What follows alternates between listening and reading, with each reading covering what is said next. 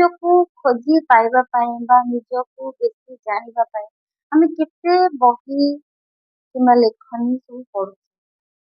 ବହୁତ ଲୋକଙ୍କୁ ଆମେ ଅନୁସରଣ କରୁ, ବହୁତ ଲୋକଙ୍କୁ ଆମେ ପଚାରୁ କେବଳ ଗୋଟିଏ ବିଷୟରେ ଜାଣିବା ପାଇଁ, ନିଜ ବିଷୟରେ, ଯେ ଆମେ କେମିତି। କିନ୍ତୁ ଆମେ ଭୁଲି ଯାଉ ଯିଏ ଆମକୁ ଏ ସଂସାରକୁ ଆଣିଛି, ଯିଏ ଆମକୁ ଆମ ଭିତରେ ସଂସ୍କାର ଭରିଛି, ଆମକୁ ଉଚିତ ଶିକ୍ଷା ମାର୍ଗରେ ନେଇଛି, ଆମକୁ ଉଚିତ ଅନୁଚିତ ବ୍ୟବହାର, ଉଚିତ ଅନୁଚିତ କାର୍ଯ୍ୟ ବିଷୟରେ ଅବଗତ କରେଇଛି। ସିଏ ଆମ ପାଖରେ ଅଛି କିନ୍ତୁ ଆମେ ତାକୁ ଭୁଲି ଯାଉ।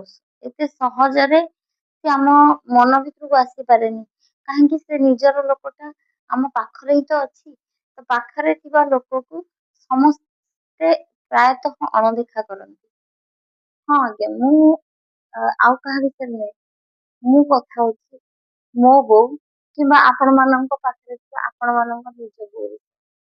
ଆଜି କେବଳ ମୋ ବୋଉ ବିଷୟରେ ଆମେ କଥା ହବାନି, କଥା ହବା ଯେ ଏମିତି ସମସ୍ତଙ୍କର ବୋଉ, ସମସ୍ତଙ୍କର ମା ମାନଙ୍କର ସମସ୍ତଙ୍କ ଜୀବନରେ କେତେ ପ୍ରଭାବ ଅଛି, ଆଉ ସମସ୍ତଙ୍କର ମା ମାନେ ନିଶ୍ଚିତ ଭାବରେ କୋଉଠି ନା କୋଉଠି ଖୁସି ହେବେ ଯେତେବେଳେ ତାଙ୍କ ପିଲାମାନେ ଆଗକୁ ବଢିବେ।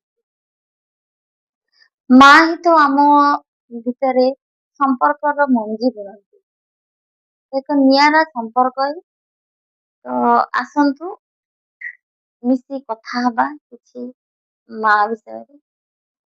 ମା ନିଶ୍ଚିତ ଭାବରେ ଆମର ପ୍ରଥମ ଗୁରୁ।